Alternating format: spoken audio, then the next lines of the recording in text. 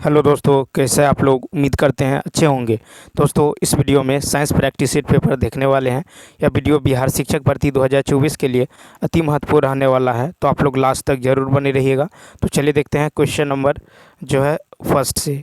Question number first है कि global warming के कारण निम्नलिखित में से कौन सा परिणाम होता है। तो इसका जो राइट आंसर होगा बी ऑप्शन, वर्षा में परिवर्तन। ग्लोबल वार्मिंग आमतौर पर कार्बन डाइऑक्साइड, सीएफसी और अन्य प्रदूषकों को बढ़ते स्तर के कारण होने वाले ग्रीन हाउस प्रभाव के कारण पृथ्वी के तापमान में धीरे धीरे होने वाली वृद्धि है। ग्लोबल वार्मिंग के प्रमुख प्रभाव है तापमान में वृद्धि, पारिस्थितिकी तंत्र के लिए खतरा, जलवायु परिवर्तन, बीमारियों का फैलना, उच्च मृत्यु दर, प्राकृतिक आवास का नुकसान, कार्बन की ऊंची कीमत निर्धारित करके जैविक कचरे से जैव ईंधन उत्पादन बढ़ाकर, और सौर और जो है पवन ऊर्जा जैसी नवीकरणीय ऊर्जा का उपयोग, जंगलों की सुरक्षा और ऊर्जा दक्षता और वाहन ईंधन अर्थव्यवस्था में सुधार करके इसे कम किया जा सकता है। क्वेश्चन नंबर देखिए नेक्स्ट क्वेश्चन की यदि बात करें तो नेक्स्ट क्वेश्चन है कि स्वपोषी जीवाणु जो कीमोसिंथेसिस के माध्यम से भोजन का उत्पादन करते हैं, समुद्र तल पर किन स्थानों पर पाए गए हैं। तो 112 का राइट आंसर होगा ए ऑप्शन, कोल्ड शिप्स। तो स्वपोषी बैक्टीरिया जो कीमोसिंथेसिस के माध्यम से भोजन का उत्पादन करते हैं, समुद्र तल पर कोल्ड शिप्स नामक स्थानों पर भी पाए गए हैं। पारिस्थितिकी तंत्र कुछ जीवों की अकार्बनिक यौगिकों को भोजन में परिवर्तित करने की क्षमता पर निर्भर करता है, जिसे अन्य जीव जो है अवशोषित कर सकते हैं या फिर खा सकते हैं। पृथ्वी पर अधिकांश जीव एक खाद्य श्रृंखला पर निर्भर करते हैं। पौधे प्रकाश संश्लेषण के माध्यम से भोजन बनाने के लिए सूर्य के प्रकाश का उपयोग करते हैं। प्रकाश संश्लेषण पौधे और कुछ जीवाणुओं में होता है। फिर देखिए कि कीमोसिंथेसिस बैक्टीरिया और अन्य जीवों में होता है, और इसमें भोजन का उत्पादन करने के लिए जो अकार्बनिक रसायन प्रतिक्रियाओं द्वारा जारी ऊर्जा का उपयोग शामिल किया जाता है। सभी रसायन संश्लेषक जीव रासायनिक प्रतिक्रियाओं द्वारा जारी ऊर्जा का उपयोग करते हैं। नेक्स्ट क्वेश्चन है कि जब t बराबर 0 तो जो उत्प्रेरक की गतिविधि क्या होती है। तो 113 का होगा ए ऑप्शन, इकाई। जब t बराबर 0 होता है तो उत्प्रेरक की गतिविधि इकाई होती है। जब समय t बराबर 0 पर उत्प्रेरक की गतिविधि उच्चतम और एक के बराबर होती है। उत्प्रेरक की गतिविधि रासायनिक प्रतिक्रिया की दर को बढ़ाने के लिए उत्प्रेरक की क्षमता को संदर्भित करती है। उदाहरण के लिए प्लेटिनम की उपस्थिति H2 और O2 प्रतिक्रिया को विस्फोटक बनाकर उससे पानी निर्माण में सहायक होता है, जैसे 2H2 + O2 + Pt2H2 हो। कहता किसी उत्प्रेरक की चयनात्मकता किसी विशेष उत्पाद को प्राप्त करने के लिए प्रतिक्रिया को तेज करने की क्षमता होती है। ठीक है, उसके बाद देखिए नेक्स्ट क्वेश्चन है कि संक्षारण में क्षय के परिणाम स्वरूप धातुएं निम्न में से किसमें जो है परिवर्तित नहीं होती हैं। तो 114 का राइट आंसर हो जाएगा आपको डी ऑप्शन। तो देखिए संक्षारण में क्षय के परिणाम स्वरूप धातुएं जो है पेरोक्साइड एवं फास्फाइड में परिवर्तित नहीं होती हैं। वह प्रक्रिया जिसमें धातुएं हवा या नमी के साथ प्रतिक्रिया करके ऑक्साइड बनाती हैं संक्षारण कहलाती है। लोहे धातुओं के ऊपर एक परतदार पदार्थ या लेप बन जाता है, इसे जंग लगना कहते हैं और उस लेप को जंग कहते हैं।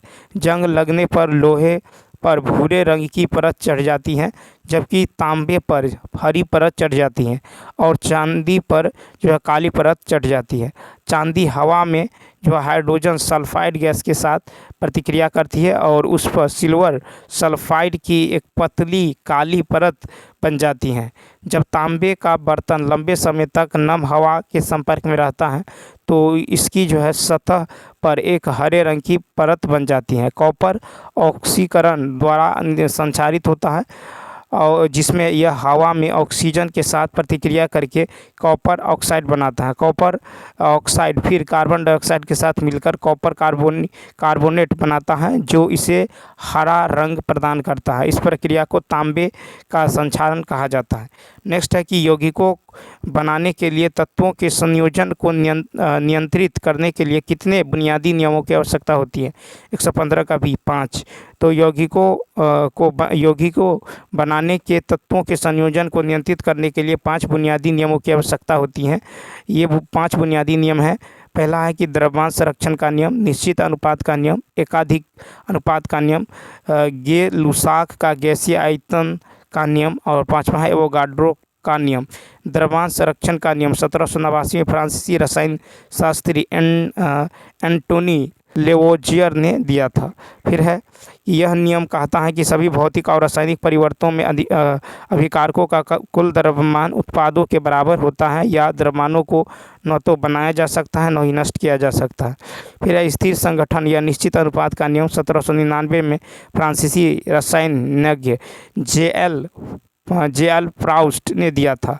इस नियम में कहा गया है कि एक रासायनिक यौगिक हमेशा द्रव्यमान द्वारा समान निश्चित अनुपात में संयुक्त समान तत्वों से बनाया जाता है। नेक्स्ट क्वेश्चन देखिए 116।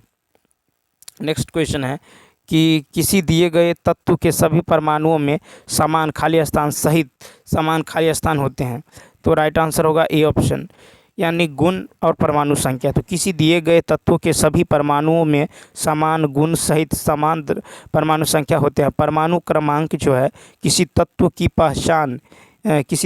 पहचान है और उसके कई रासायनिक गुणों को निर्धारित करता है। आधुनिक आवर्त सारणी परमाणु क्रमांकों को जो है बढ़ाकर क्रमबद्ध की जाती है। किसी रासायनिक तत्व की परमाणु संख्या Z उस तत्व के परमाणु के नाभिक में उपस्थित प्रोटॉन की संख्या के बराबर होती है।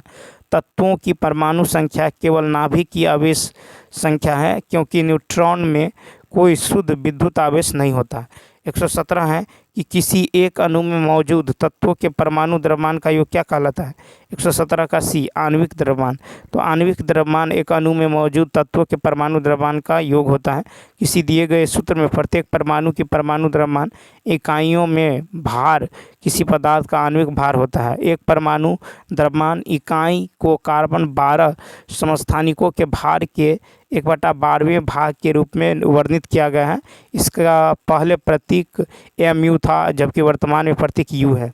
Fe2O3 का आणविक भार जो है Fe2O3 में लोहे के 2 परमाणु और ऑक्सीजन के 3 परमाणु हैं। ठीक है, लोहे का द्रव्यमान 55.847 AMU होता है। ऑक्सीजन का द्रव्यमान 15.9994 AMU। तो Fe2O3 का जो आणविक भार होगा वो Fe2O3 बराबर हो जाएगा 2 इंटू क्या हो जाएगा? तो ये हो जाएगा 2 इंटू 55.847 प्लस में 3 इंटू 15.9994। ठीक है, तो इसको सॉल्व करेंगे तो ये हो जाएगा 159.692 AMU। क्वेश्चन नंबर देखिए 118 है कि जब 8 ग्राम हाइड्रोजन को 32 ग्राम ऑक्सीजन के साथ प्रतिक्रिया की जाती है तो उत्पादित पानी की मात्रा क्या है?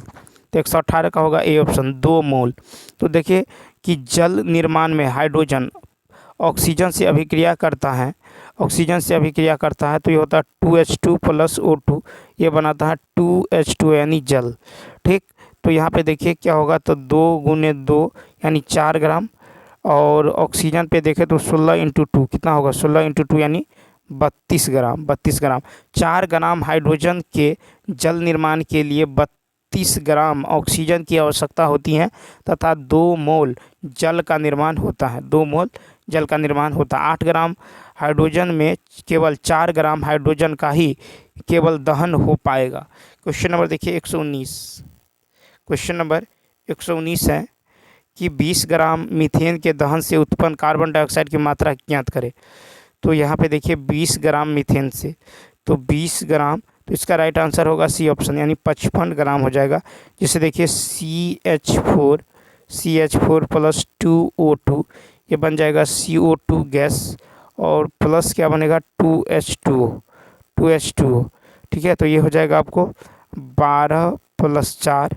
ठीक है, 12 + 4 यानी 16 ग्राम, और इधर जो हो जाएगा 2 यानी इसको देखो, ये हो जाएगा आपको 2 × 32 यानी कितना 64 ग्राम। ठीक, और 2H2O की यदि बात करें तो 2H2O में हो जाएगा आपको 12 + 32 यानी 44 ग्राम। क्या होगा 44 ग्राम। तो कार्बन डाइऑक्साइड की मात्रा यदि देखें, कार्बन डाइऑक्साइड की मात्रा ये होगा 44 ग्राम CO2 प्लस CO2 इंटू 20 ग्राम CH4 मीथेन बट्टा में होगा 16 ग्राम CH4। तो ये हो जाएगा आपको 44/16 गुना में 20, 44/16 गुना में 20, यानी ये हो जाएगा आपको 55 ग्राम CO2। ठीक है, 55 ग्राम CO2। ठीक है, उसके बाद देखिए क्वेश्चन नंबर 120 कहता है कि चौथा आवर्त किस तत्व के साथ समाप्त होता है। 120 का होगा ई ऑप्शन। तो देखिए चौथा आवर्त जो है ये क्रिप्टन के साथ समाप्त होता है। कोई भी आवर्त क्षार धातु से प्रारंभ होता है तथा अक्रिय गैस पर समाप्त होता है। ठीक है, अक्रिय गैस पर समाप्त होता है। जैसे देखिए आवर्त की संख्या की यदि बात करें, आवर्त की संख्या इधर है प्रथम तत्व और अंतिम तत्व। ठीक है, आवर्त संख्या फर्स्ट और प्रथम तत्व है हाइड्रोजन, अंतिम है हीलियम। ठीक है, दूसरा में जो है लिथियम और Na अंतिम तत्व है। ठीक है, उसके बाद तीसरा में क्या है, तीसरा में है Na सोडियम और अंतिम है At।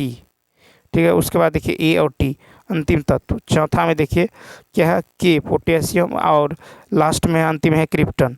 ठीक है, उसी प्रकार 5 में होगा, प्रथम होगा Rb और अंतिम होगा Xc जेनन।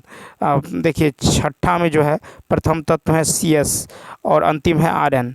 सातवां में है प्रथम तत्व Fr और अंतिम है Og। उसके बाद देखिए क्वेश्चन नंबर 121 के बाद एक कहता है कि आपके अनुसार एथीन अणु में जो है सिग्मा बंधों की संख्या कितनी होती है। तो 121 का होगा सी ऑप्शन 5। तो देखिए एथीन में सिग्मा बंधों की संख्या कितनी होती है, 5 होती हैं। तो क्या एथीन का सूत्र होता है C2H4। क्या होता है, C2H4 होता है। अब देखिए क्वेश्चन नंबर 122 है कि लंदन बल को किस बल के रूप में भी जाना जाता है, ए ऑप्शन। तो देखिए लंदन बल को फैलाव बल के रूप में भी जाना जाता है। लंदन फैलाव बल सबसे कमज़ोर अंतर आणविक बल होता है। वे एक अस्थायी आकर्षण बल हैं जो तब उत्पन्न होता है जब दो आसन परमाणु में इलेक्ट्रॉनों ऐसे स्थान पर जो है पहुँच कर स्थान बना लेते हैं जिसमें परमाणु अस्थायी द्विध्रुव निर्मित करते हैं। लंदन फैलाव बल जो है वेंडर वाल्स बलों का हिस्सा है। इनका जो है नाम जर्मन भौतिक विज्ञानी फ्रिट्ज लंदन के नाम पर रखा गया है। लंदन फैलाव बल सभी अणु और परमाणुओं के बीच मौजूद होते हैं। ठीक है, उसके बाद देखिए नेक्स्ट क्वेश्चन 123। क्वेश्चन नंबर 123 है कि एसिड की क्षमता किसके क्रम में बढ़ती है। तो 123 का होगा ए ऑप्शन। क्या होगा, ए ऑप्शन, यानी HF। ठीक है, ये होगा HCl, फिर लेस देन होगा HBr, फिर लेस देन होगा HI। ठीक है, तो अम्ल की क्षमता हाइड्रोजन बॉन्ड की क्षमता पर निर्भर करती है। हाइड्रोजन बॉन्ड की क्षमता जितनी कम होगी अम्ल उतना ही प्रबल होगा। HI में हाइड्रोजन बंध निर्बल है अतः प्रबल अम्ल है। क्वेश्चन नंबर 124 है कि एक मजबूत अम्ल में क्या होता है, बी ऑप्शन। तो देखिए एक मजबूत अम्ल में कमजोर संयुग्म क्षारक होता है और बोस्टेट लोरी एसिड एक ऐसा पदार्थ है जो एक प्रोटॉन दूसरे पदार्थ को दान करता है। उसका है कि ब्रोस्टेड लोरी जो है बेस एक ऐसा पदार्थ है जो एक प्रोटॉन दूसरे पदार्थ को स्वीकार करता है। इस प्रकार जो है ब्रोस्टेड लोरी सिद्धांत एक पदार्थ से दूसरे पदार्थ में प्रोटॉन के स्थानांतरण की अवधारणा पर आधारित है। संयुग्मित एसिड बेस जोड़ी यौगिकों की जोड़ी को संदर्भित करता है जो एक प्रोटॉन द्वारा जो है भिन्न होती है। यौगिकों का वह युग्म जो पारस्परिक रूप से हाइड्रोजन आयनों को स्वीकार और दान करता है, ये संयुग्मी अम्ल क्षार युग्म कहलाता है। ठीक, उसके बाद चलिए देखते हैं क्वेश्चन नंबर नेक्स्ट है कि जिंक सल्फाइड का बनना निम्न में से किसका उदाहरण है, बी ऑप्शन, ऑक्सीकरण का। जिंक सल्फाइड का बनना ऑक्सीकरण का उदाहरण है। ऑक्सीकरण प्रतिक्रियाओं में शामिल है फिर देखिए ऑक्सीजन जो है ऑक्सीजन का योग जैसे C+O2 CO2, यहाँ पे कार्बन का ऑक्सीकरण है। फिर विद्युत ऋणात्मक तत्व का योग जो है Fe+H2 2FeS, आयरन का जो है ऑक्सीकरण है। हाइड्रोजन को हटाना जैसे H2+SBr2 तो ये होगा 2HBr+S, सल्फाइड का ऑक्सीकरण। ठीक है, उसके बाद चलिए देखते हैं कि ऑक्सीकारक जो है वह पदार्थ है जो ऑक्सीकरण करता है। ठीक है, उसके बाद देखिए क्वेश्चन नंबर जो है नेक्स्ट क्वेश्चन नंबर 126 है कि धातु क्रियाशीलता श्रृंखला के अनुसार निम्नलिखित में से कौन सा सत्य है। तो 126 का राइट आंसर होगा ई ऑप्शन। तो देखिए धातु क्रियाशीलता श्रृंखला के अनुसार Zn greater than Cu greater than Ag। ठीक है, यानी धातुओं की प्रतिक्रियाशीलता श्रृंखला, जिसे गतिविधि श्रृंखला के रूप में भी जाना जाता है, धातुओं की उनकी प्रतिक्रियाशीलता के अवरोही क्रम में व्यवस्थित को संदर्भित करता है। ठीक है, उसके बाद देखिए क्वेश्चन नंबर नेक्स्ट है कि जो है 127 हैलोजन की तुलना में हाइड्रोजन की प्रतिक्रियाशीलता किस प्रकार की होती है। तो बी ऑप्शन निम्न होती है।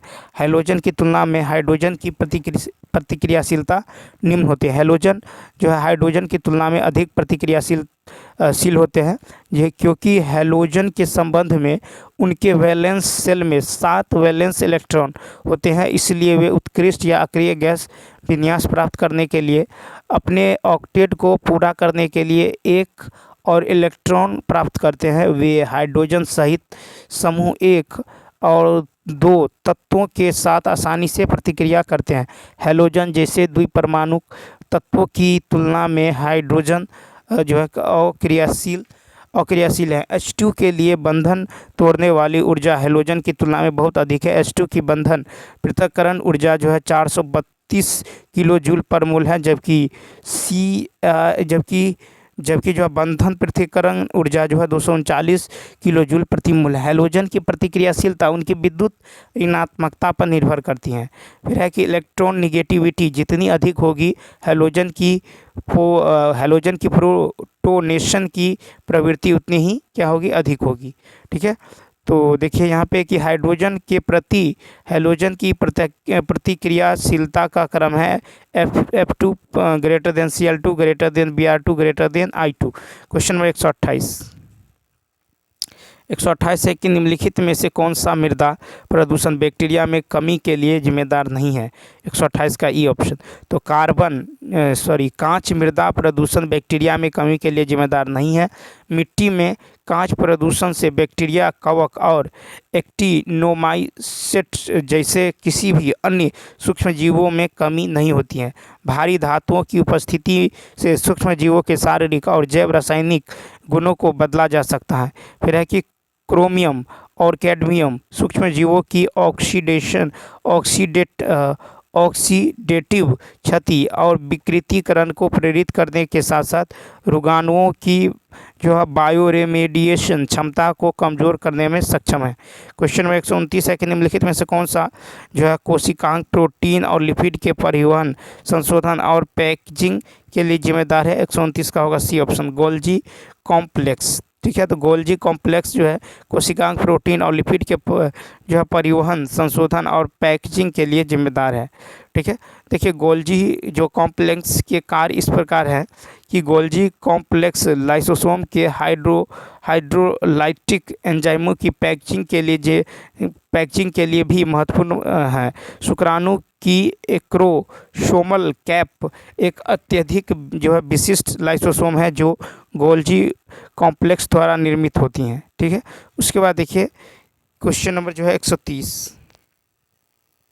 130 है कि एंजाइम जो है लैक्टेज निम्न में किस में पाया जाता है। तो सी ऑप्शन, प्लाज्मा झिल्ली। एंजाइम लैक्टेज प्लाज्मा झिल्ली में पाया जाता है। लैक्टेज एक एंजाइम है जो दूध और दूध उत्पादों में मौजूद शर्करा लैक्टोज को तोड़ता है। ठीक है, लैक्टेज जो है छोटी आंत की कोशिकाओं की जो है ब्रश सीमा झिल्ली में स्थित होता है, जिसे एंटेरोसाइट्स कहा जाता है। यह एंजाइम ब्रश जो है बॉर्डर झिल्ली के शीर्ष पर स्थित है, जहां यह अपने सी टर्मिनल सिरे से जुड़ा होता है। बाकी आंतों के लुमेन में प्रक्षेपित होता है। शेषवावस्था के दौरान लैक्टेज सबसे अधिक सक्रिय होता है। लैक्टेज एक जो है डाइसेकेराइड्स एंजाइम है। नेक्स्ट, प्रोटीन की विस्तृत तृतीयक संरचना किस तकनीक द्वारा निर्धारित की जाती है? A option, X ray crystallography. तो प्रोटीन की विस्तृत तृतीयक संरचना एक्सरे क्रिस्टलोग्राफी तकनीक द्वारा निर्धारित की जाती है। प्रोटीन संरचना एक अमीनो एसिड श्रृंखला अणु में परमाणु की त्रिआयामी व्यवस्था है। प्रोटीन पॉलीमर है, यह विशेष रूप से पॉलीपेप्टाइड्स से एमिनो एसिड के अनुक्रम से बनते हैं। प्रोटीन के भीतर एमिनो एसिड के रैखिक अनुक्रम को प्रोटीन की जो प्राथमिक संरचना कहा जाता है। ठीक है, एमिनो एसिड की जो पार्श्व श्रृंखलाएँ हैं ये रासायनिक रूप से भिन्न होती हैं। केवल 20 एमिनो एसिड का एक क्रम, जिनमें प्रत्येक की एक विशेष पदार्थ पार्श्व श्रृंखला होती हैं, प्रोटीन से बना होता है। और प्राथमिक संरचना पेप्टाइड बॉन्ड द्वारा एक साथ बंधी होती हैं, जो प्रोटीन जैव संश्लेषण के चरण के दौरान बनती है। प्रोटीन की प्राथमिक संरचना प्रोटीन से संबंधित जीन द्वारा निर्धारित होती हैं। 132। नेक्स्ट क्वेश्चन है कि निम्नलिखित में से कौन सा आनुवांशिकी रोग झिल्ली प्रोटीन में उत्परिवर्तन के कारण होता है? तो सी ऑप्शन, यानी हेमोलिटिक एनीमिया। हेमोलिटिक एनीमिया आनुवांशिक रोग जो है झिल्ली प्रोटीन में उत्परिवर्तन के कारण बनता है। हेमोलिटिक एनीमिया एक विकार है जिसमें लाल रक्त कोशिकाएं बनने की तुलना में तेजी से नष्ट हो जाती हैं। लाल रक्त कोशिकाओं के विनाश को हेमोलिसिस कहा जाता है। लाल रक्त कोशिकाएं हमारे शरीर के सभी भागों में ऑक्सीजन पहुंचाती हैं। ठीक है, अब देखिए हेमोलिटिक एनीमिया के लक्षण है कि त्वचा का असामान्य पीलापन या रंग का अभाव, त्वचा, आंखें और मुंह का पीला पड़ना, गहरे रंग का पेशाब, बुखार, कमजोरी, चक्कर आना, भ्रम एवं शारीरिक गतिविधियों में पूर्ण क्षय। नेक्स्ट क्वेश्चन है कि नीचे दिए गए चित्र ए और बी को पहचानें। तो यहाँ पे देखिए, तो इसका जो होगा यानी 133 का हो जाएगा बी ऑप्शन, यानी ए जो है ये है आपको थाइलाकोइडस और बी जो है लुमेन। ठीक है, क्या है? लुमेन। तो क्लोरोप्लास्ट पौधे की कोशिकाओं में मौजूद हरे रंग के प्लास्टिड होते हैं जो प्रकाश संश्लेषण के लिए जिम्मेदार होता है। क्लोरोप्लास्ट सपाट डिस्क के आकार की संरचना है जिनका व्यास 2 से 10 मीटर mm और मोटाई 1 mm होता है मिली। उसके बाद देखिए कि इनमें जो है ये दोनों झिल्ली फॉस्फोलिपिड परतें होती हैं जिनकी मोटाई जो है 6 से 8 nm होता है। इन दोनों झिल्लियों को 10 से 20 nm के अंतराल से अलग किया जाता है, जिसे इंटरमेम्ब्रेन स्पेस के रूप में जाना जाता है। प्रत्येक क्लोरोप्लास्ट के 2 निश्चित क्षेत्र होते हैं, स्ट्रोमा और ग्रेना। क्लोरोप्लास्ट के अंदर मौजूद तरल पदार्थ को स्ट्रोमा के रूप में जाना जाता है। स्ट्रोमा के अंदर आपस में जुड़े हुए चिपटे झिल्ली वाले डिब्बे के समान संरचना होते हैं, जिन्हें स्ट्रोमा लेमेला के नाम से भी जाना जाता है। ठीक है, उसके बाद देखिए कि क्लोरोप्लास्ट की झिल्ली से घिरी चपटी डिस्क के खरे हिस्से को ग्रेना के रूप में जाना जाता है। ठीक है, अब देखिए ग्रेना की प्रत्येक डिस्क जैसी संरचना को ही थाइलाकॉइड के रूप में जाना जाता है। थाइलाकॉइड एक के भीतर के स्थान को जो है थाइलाकॉइड स्पेस के रूप में जाना जाता है। नेक्स्ट क्वेश्चन देखिए 134। नेक्स्ट क्वेश्चन है कि न्यूक्लियोटाइड डीएनए की मूल इकाई में कौन सी शर्करा उपस्थित होती है? 134 का होगा ए ऑप्शन, यानी डीऑक्सीराइबोज। न्यूक्लियोटाइड डीएनए की मूल इकाई में जो है ऑक्सीराइबोज शर्करा होती हैं। डीएनए और आरएनए जैसे अन्य न्यूक्लिक एसिड न्यूक्लियोटाइड से बने होते हैं। प्रत्येक न्यूक्लियोटाइड जो है एक नाइट्रोजन बेस, एक प्रोटॉन शर्करा और एक जो है फास्फोरस से बना होता है। डीएनए में 4 न्यूक्लियोटाइड आधार है, एडेनिन, साइटोसिन, गुआनिन और थाइमिन। वाटसन एवं क्रिक डीएनए के खोजकर्ता नहीं थे, बल्कि इस अणु की जटिल डबल हेलिकल संरचना का सटीक विवरण तैयार करने वाला पहले वैज्ञानिक थे। डीएनए अणु पहली बार 1860 के दशक में एक स्विस रसायनज्ञ जोहान फ्रेडरिक मीशर द्वारा खोजा गया था। नेक्स्ट है कि मानव मस्तिष्क के निम्नलिखित में से किस भाग में श्वास को नियंत्रित करने का केंद्र होता है? केंद्र जो है स्थित होता है। तो 135 का होगा ए, मेडुला ओब्लिगेंटा। तो देखिए मानव मस्तिष्क के मेडुला ओब्लिगेंटा में श्वास को नियंत्रित करने का केंद्र स्थित होता है। मेडुला ऑब्लांगेटा का मुख्य कार्य है, यह जो है पश्च मस्तिष्क का एक भाग है। यह रीढ़ की हड्डी के सिरे एक फूली हुई संरचना के रूप में मौजूद होता है। उसके बाद देखिए नेक्स्ट पॉइंट है कि यह जो है हृदय की धड़कन, श्वसन और वाहिका संकुचन को नियंत्रित करता है। यह उल्टी, छींक, खांसी, हिचकी और निगलने के प्रमुख गतिविधियों को नियंत्रित करता है। सेरिबेलम शरीर के संतुलन को बनाए रखता है और मांसपेशियों की गतिविधियों का समन्वय करता है। उसके बाद है सेरेब्रोस्पाइनल फ्लूइड कुशन की तरह काम करता है और मस्तिष्क को झटके से बचाता है। ठीक है, उसके बाद देखिए क्वेश्चन नंबर 136 है कि मनुष्य में रीढ़ की हड्डी के कितने जोड़े पाए जाते हैं? तो बी ऑप्शन 31। मनुष्य में रीढ़ की हड्डी के 31 जोड़े पाए जाते हैं। रीढ़ की हड्डी मनुष्यों में 31 जोड़े होते हैं। 8 ग्रीवा, 12 वक्ष, 5 कटी, 5 त्रिक और 1 अनुमस्तिष्क। रीढ़ की हड्डी की 31 जोड़ी नसों का नाम उन कशेरुकों के नाम पर रखा गया है जिनसे निकलती हैं। प्रत्येक जोड़ी रीढ़ की हड्डी सामान्य शरीर के एक विशिष्ट क्षेत्र के अपने को जोड़ती है। रीढ़ की हड्डी ऊतकों, तंत्रिकाओं और कोशिकाओं का एक बैंड है। नेक्स्ट है कि मानव नाल किससे प्राप्त होती है? बी ऑप्शन, तो यानी कोरियोन से। ठीक है, किससे? कोरियोन। तो देखिए मानव नाल जो है ये कोरियोन से प्राप्त होता है। मानव नाल में केवल कोरियोन होता है, इसलिए इसे कोरियोनिक जो है प्लेसेंटा भी कहते हैं। कोरियोन जो है एमनियोटिक जो है सिलवटों की बाहरी दीवार है और नाल जो है नाल के निर्माण में सहायक होती है। कोरियोन जो है ये एक्स्ट्रा एम्ब्रायोनिक झिल्ली की एक परत होती है जो प्लेसेंटा के भ्रूणीय भाग का निर्माण करती हैं। ठीक है, यह विकासशील भ्रूण को पोषण प्रदान करती हैं। उसके बाद है कि एनाटोइस थैली जैसी अतिरिक्त जो है भ्रूणीय झिल्ली है जो भ्रूण से अपशिष्ट को हटा देता है। ठीक है, जैसे जैसे भ्रूण बढ़ता है एनाटोइस भी बढ़ता है और कोरियोन पर दबाव डालता है।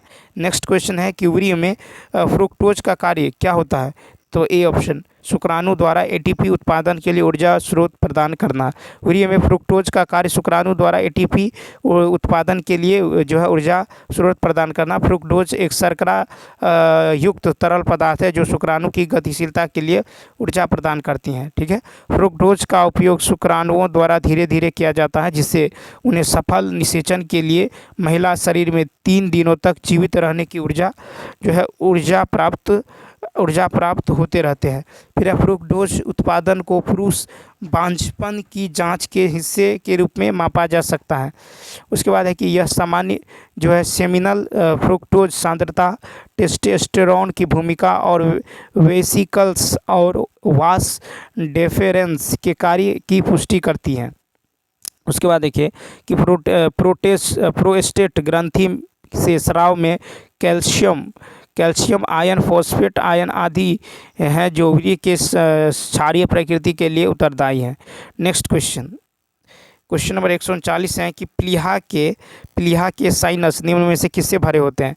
तो ए ऑप्शन, रक्त से। प्लीहा के साइनस जो है निम्न में से रक्त से भरे होते हैं। रक्त स्राव जैसी आपातकालीन स्थितियों में वाहिका की दीवार और प्लीहा के थैली में चिकनी पेशियां सिकुड़ जाती हैं। यह प्लीहा से रक्त को एकत्रित कर सामान्य परिसंचरण में प्रवाहित करता है। ठीक है, उसके बाद देखिए प्लीहा के निम्न कार्य है कि यह रक्त संग्रहित करता है। यह सेलुलर अपशिष्ट को हटाकर अपनी पुरानी जो है क्षतिग्रस्त रक्त कोशिकाओं का पाचन कर रक्त को फिल्टर करता है। यह श्वेत रक्त कोशिकाएं एवं एंटीबॉडी बनाता है जो संक्रमण से लड़ने में मदद करता है। यह शरीर में तरल पदार्थ के स्तर को बनाए रखता है। नेक्स्ट, ABO और RH समूह के लिए एंटीजन निम्न में से किस पर मौजूद होता है? सी ऑप्शन, लाल रक्त कोशिकाओं पर। ABO और RH समूहों के लिए एंटीजन लाल रक्त कोशिकाओं पर मौजूद होता है। लाल रक्त एंटीजन या तो शर्करा या इसके बने प्रोटीन होते हैं और वे लाल रक्त कोशिका झिल्ली में विशिष्ट घटकों से जुड़े होते हैं। फिर है लेकिन RH रक्त समूह के एंटीजन प्रोटीन होते हैं।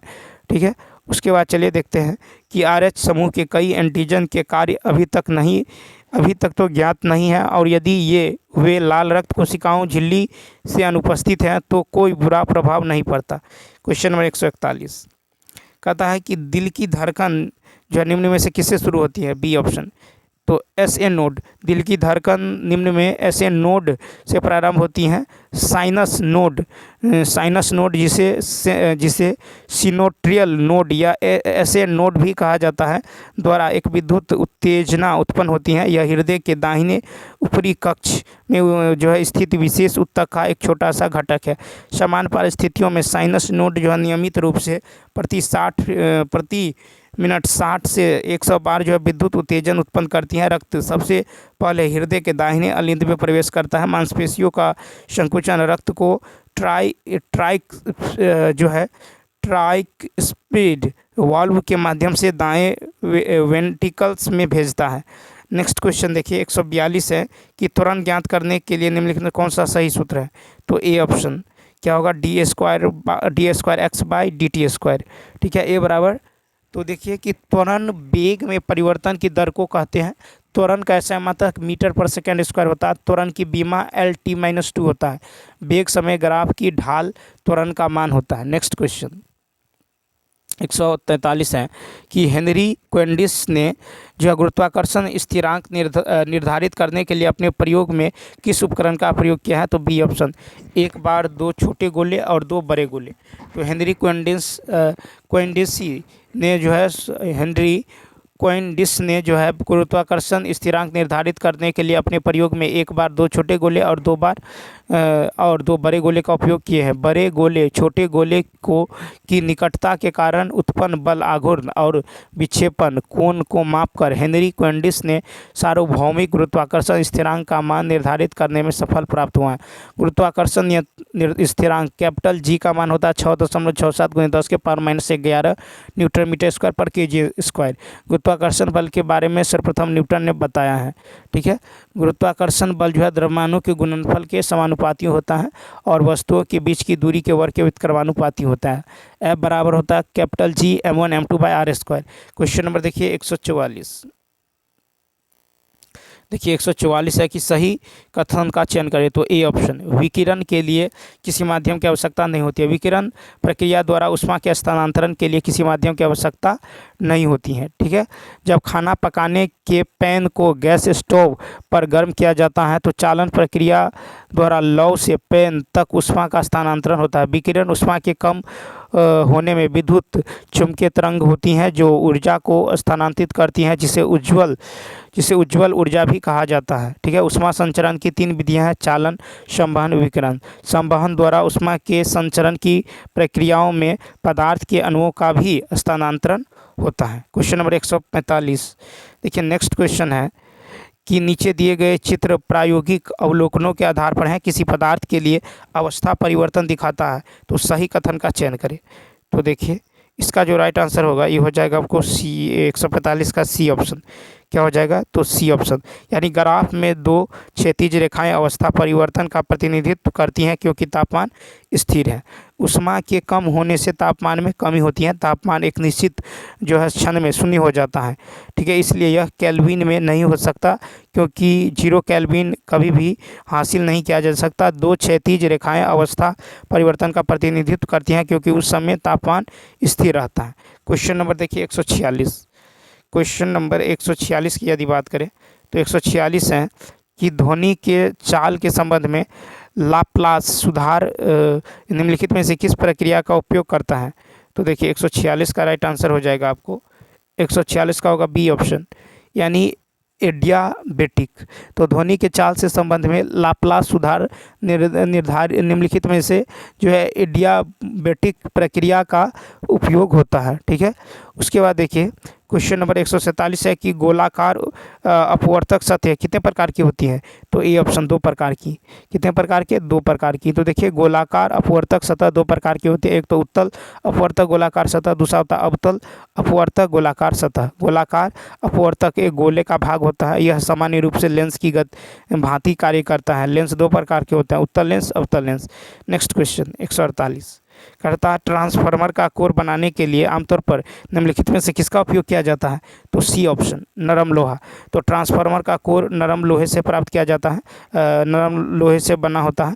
ट्रांसफार्मर के कोर का उपयोग ट्रांसफार्मर के प्राथमिक जो है कॉइल द्वारा उत्पादित फ्लक्स को ट्रांसफार्मर में द्वितीयक कॉइल में स्थानांतरित करने के लिए किया जाता है। नरम लोहे उच्च पारगम्यता होती हैं, इसलिए यह प्राथमिक कुंडल के चुंबकीय प्रवाह को द्वितीय कुंडल से पूर्ण जुड़ाव प्रदान करता है। ट्रांसफार्मर का मुख्य कार्य है उच्च विभव की निम्न धारा को निम्न विभव की उच्च धारा में जो है परिवर्तित करना। नेक्स्ट कथा, निम्नलिखित में से कौन सी चुंबकीय मेरिडियन की परिभाषा है? ए ऑप्शन, स्वतंत्र रूप से निलंबित या अक्ष वाले चुंबक की अक्ष से गुजरने वाला ऊर्ध्वाधर तल। ठीक है, अब देखिए चुंबक में दो ध्रुव होते हैं, उत्तरी ध्रुव और दक्षिणी ध्रुव। समान ध्रुवों के बीच प्रतिकर्षण एवं विपरीत ध्रुवों के बीच आकर्षण बल कार्य करता है। नेक्स्ट देखिए 150 है कि परमाणुओं के बोर मॉडल के संबंध में निम्नलिखित में से कौन सा कथन सत्य है? ए ऑप्शन, यह मानता है कि इलेक्ट्रॉनों का कोणीय संवेग जो है परिमाणित है। तो परमाणुओं का बोर मॉडल मानता है कि इलेक्ट्रॉनों का कोणीय संवेग परिमाणित होते हैं, ये कथन सत्य है। परमाणु जो है स्थिर वैद्युत बलों द्वारा नाभिक और परिवेश के बीच बंधा होता है।